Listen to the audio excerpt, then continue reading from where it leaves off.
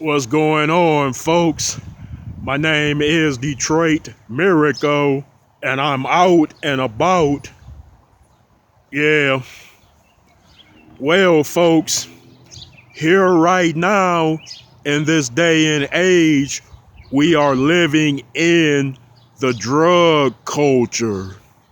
Yes, all of us are. No one can be exclusive or restrictive that way, whether or not you use drugs. And everybody uses some type of drugs, especially if you have reached the age of adulthood. You're doing something, whether it's pills, cocaine, marijuana, Tic Tacs, regardless of the fact of what type of drug and to what strength of the drug carries you through, you're doing something. Trust me on that, I know. Well, in this drug culture, now marijuana is so widespread and rampant that you could be on TV smoking it and people will look at you like it's no big deal. Yeah. Now there is more prescription pain medication given out by doctors, which is legal and over the counter than there has ever been in the past.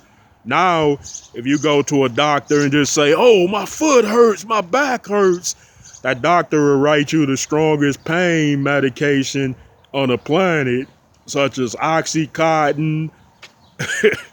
What's the other one? Adderall, yep. Vicodin. I'm not really big on medication. I don't really take it except for a blood pressure medication at any given time. Oh, yeah, that's right. Or they'll give you some strong Norcos. That's close to Oxycontin, but not quite there. Yeah, folks, this is the drug culture. You know what that means. When so many people are smoking marijuana because it's legal, eventually it's not going to have the same effects. So those people are going to want something much stronger. And we know society and the government must supply if it is a demand for something. Because at first everybody is drinking, everybody, and then the drinking is not really doing it for anybody anymore. So they bring that strong ass tequila, that 500 something, I forgot the name. And then when I don't do it, everybody get on marijuana. Everybody starts smoking weed. And then eventually the effects of marijuana isn't going to be satisfying. So people are going to want to take Oxycontins and Norcos because it's stronger. And then when a doctor can't write them any more prescriptions, they're going to need the equivalent to those prescription drugs. And the equivalent is cocaine, ecstasy, heroin. And then by then, it's going to be too late because people are going to be like, "Oh man, I'm an alcoholic, I'm a weed head, I'm a pill head. So I might as well become a crackhead, a heroin addict, a junkie, a dope fiend." You see how it works? That's the system, the way it's corruptive in ways where it takes you through the corruption from one form of corruption to the next. People are like mean and nasty. They're going to be like, "Detroit Miracle, why you telling me that, man? Now you telling me I can't drink or smoke weed?" No, no, no. I'm not telling anybody that they can't drink, smoke weed, smoke cigarettes, and pop pills. I'm not telling you that. I'm telling you that the corruptive system does things for a reason.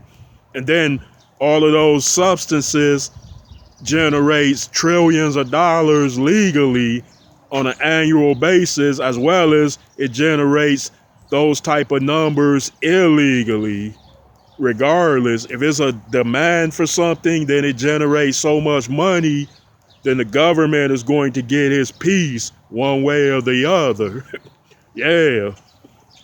And people like they want people spending so much money on those substances because it makes you feel good and it's a diversionary tactic to take your mind off of what's really happening. They want a high drug induced society full of alcoholics, dope fiends, and junkies, but at the same time, they want you to be able to function. They want you to be able to shop, spend, save money, go to work, pay bills, and do that. But at the same time, they want you diverted in some kind of diluted, fantasy constructed realm of the mindset in which drugs can help aid you to get there. Yeah, drugs can bring you there, take you there, or bring that out of your mind, people.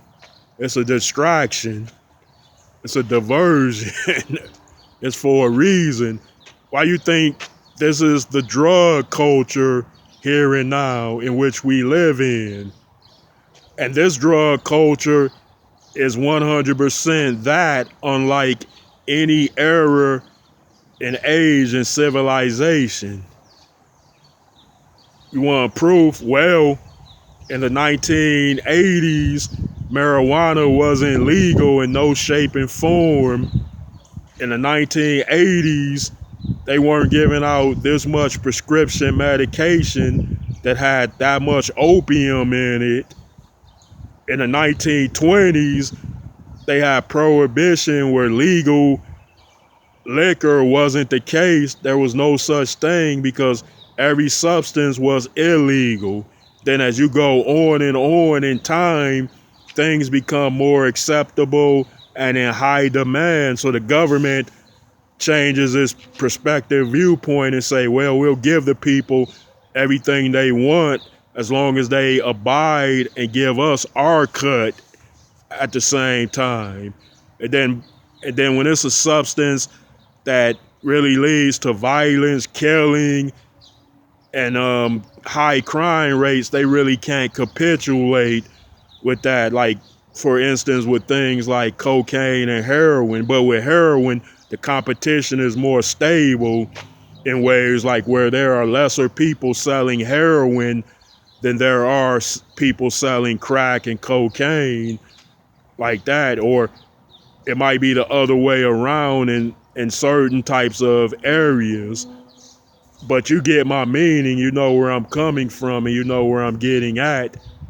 In the drug culture, which is right now, there might also be people that say, well, Detroit Miracle, you're not a part of the drug culture. You're not using any drugs right now. Well, not right now. No, I don't use drugs. I don't drink alcoholic beverages. I don't smoke weed right now. I don't use cocaine. I don't use heroin. I just take blood pressure medication from time to time, and I might take a Bare aspirin because Bare aspirin is good for you. It's good for the heart. It's mild on your blood pressure. So I might do that, but I haven't had Bare aspirin in a while. Now look, listen to me, people. I'm not trying to talk down on anybody that drinks liquor, smokes weed, and uses anything else. I'm not saying that those people are less of a quality of human beings. I'm not saying that because I used to be an alcoholic. I used to drink a lot of liquor. I used to be a weed head. I used to smoke weed like everybody else. So I'm the last person that could talk about anybody. I never used cocaine, heroin, crystal meth, ecstasy, or none of those type of substances. I know if I had used those, my life would have been happier. Yeah, I would have made me feel real good, but that's too easy. I feel like some problems in life are problems that we must have to face clear-headed and of sound mind of a rational. And there's no way around that, people. Yeah. So, are you willing to do something about the drug culture? Are you willing to fight against it? Or will you go along with it? I'm here to inform you about what is happening out there and what's going on. So stay with me, people.